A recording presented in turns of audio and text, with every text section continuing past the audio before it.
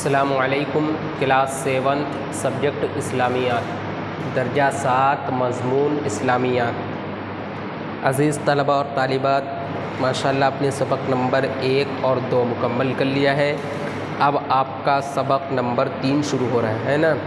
Page number 11، page number 11 پر دیکھیے لکھا ہوا ہے سبق نمبر 3 بعض بنیادی عقائد۔ ہم نے یہاں پر لکھ دیا ہے سبق نمبر 3 بعض بنیادی عقائد۔ اس میں دیکھیے پیج نمبر 11 اور 12 پہ تھوڑا سا 2 پیج کی ریڈنگ ہے، 1.5 پیج کی، تو آپ پہلے اس کو خوب اچھی طرح سے سنیے اور سمجھیے، پھر اس کو پڑھ کر کے یاد کیجیے، ٹھیک ہے۔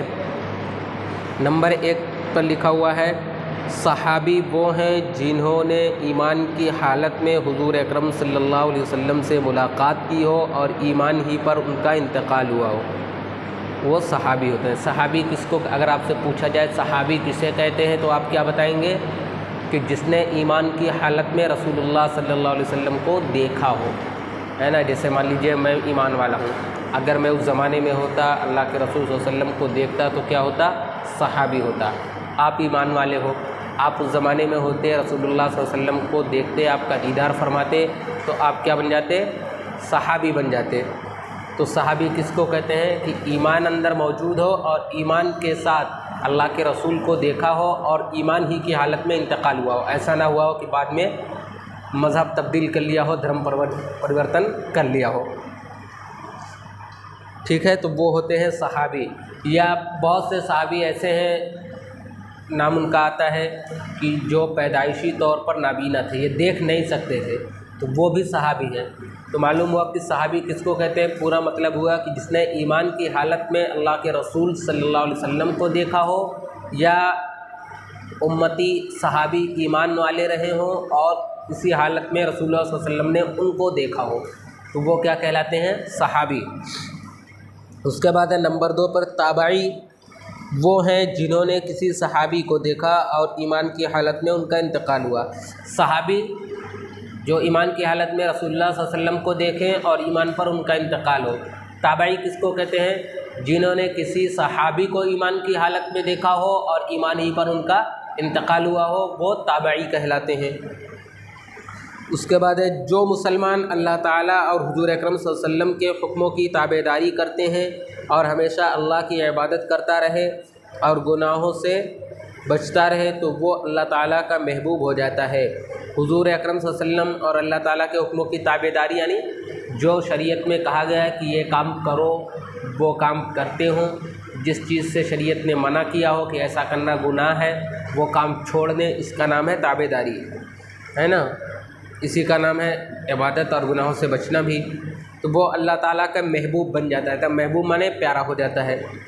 ایسے شخص کو ولی کہتے ہیں۔ ولی کے ہاتھ سے کسی کرامت یعنی خلاف عادت چیز کا ظہور ہونا ضروری نہیں، ولی ہونے کے لیے اتنا کافی ہے کہ شریعت کے مطابق اپنی زندگی گزارتا ہو، وہ ولی کہلاتا ہے۔ نمبر 4 تمام صحابہ اللہ تعالیٰ کے ولی تھے۔ کوئی ولی جو صحابی نہ ہو مرتبہ میں صحابی سے بڑھ کر یا برابر نہیں ہو سکتا، یعنی صحابی کا مقام اور مرتبہ بہت زیادہ ہے، کوئی ولی ان کے برابر نہیں ہو سکتا۔ ولی چاہے کتنے ہی بڑے درجے پر پہنچ جائے، نبی نہیں ہو سکتا۔ نبی وہی ہوتے ہیں جنہیں اللہ تعالیٰ نے چن کر کے بھیجا تھا، اور اب کوئی نبی نہیں آ سکتے۔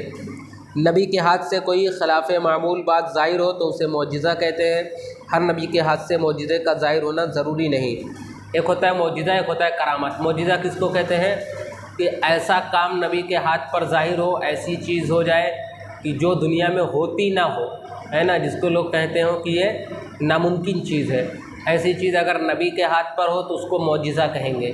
اور اگر وہی جیسے اللہ کے رسول صلی اللہ علیہ وسلم نے چاند کے 2 ٹکڑے کر دیے، اسی طریقے سے پتھر کی طرف اشارہ کیا تو وہ کلمہ پڑھنے لگا، تو یہ ساری چیزیں دنیا میں ہوتی نہیں ہیں، تو مگر ہوئی، نبی کے ہاتھ پر ہوئی تو اس کو معجزہ کہتے ہیں۔ اور اگر اسی طرح کی کوئی چیز کسی ولی کے ہاتھ پر ہو تو اس کو کرامت کہتے ہیں۔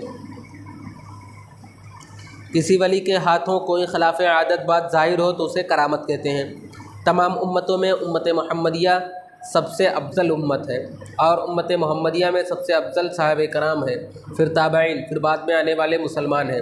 امت محمدیہ میں سب سے افضل حضرت ابوبکر، پھر حضرت عمر، پھر حضرت عثمان، پھر حضرت علی ہیں۔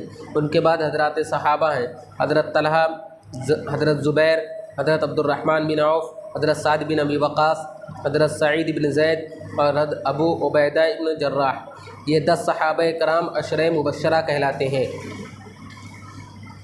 امت محمدیہ کون ہے؟ ہم لوگ ہیں نا، ہمیں لوگوں کو امت محمدیہ کہا جاتا ہے، یعنی اللہ کے رسول صلی اللہ علیہ وسلم کی اس کی نبوت کے بعد سے جو لوگ بھی ایمان لاتے ہیں، اسلام پر عمل کرتے ہیں، وہ امت محمدیہ کہلاتے ہیں۔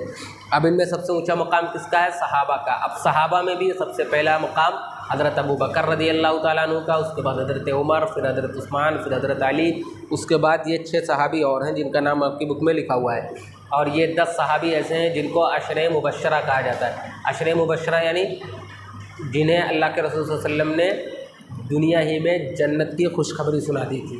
مبشرہ مانے خوشخبری دیے ہوئے، عشرہ مانے 10۔ اس کے بعد ہے جن کا نام لے کر حضور صلی اللہ علیہ وسلم نے ان کی زندگی میں ہی ان کو جنت کی بشارت دی تھی۔ ان کے علاوہ بہت سے صحابہ کرام کو بھی حضور صلی اللہ علیہ وسلم نے جنت کی بشارت دی ہے۔ اس کے بعد ہے بندوں کو اللہ تعالیٰ نے سمجھ اور ارادہ دیا ہے جس سے وہ گناہ اور ثواب کے کام اپنے اختیار سے کرتے ہیں۔ اللہ تعالیٰ نے بندوں کو ایسے کام کا حکم نہیں دیا جو بندوں سے نہ ہو سکے، ہے نا، اسی چیز کا حکم دیا ہے جو ہمارے اور آپ کے بس کا ہو، جو ہم اور آپ کر سکتے ہو۔ بہرحال یہ آپ کا سبق نمبر 3 مکمل ہو گیا ہے۔ آپ اس کو خوب اچھی طرح سے کئی مرتبہ پڑھیے، اس کے بعد آپ کے گھر میں جو بڑے ہیں ان کو سنائیے، اگر وہ کچھ غلطی بتاتے ہیں تو غلطی درست کر کے پھر پڑھیے، پھر سنائیے، ایسے ہی جب تک آپ کی غلطی صحیح نہیں ہو جاتی پڑھتے رہیے، سناتے رہیے۔ باقی سوال جواب ہیں اور اگلا کام انشاءاللہ اس کے بعد ہو جائے گا۔ السلام علیکم۔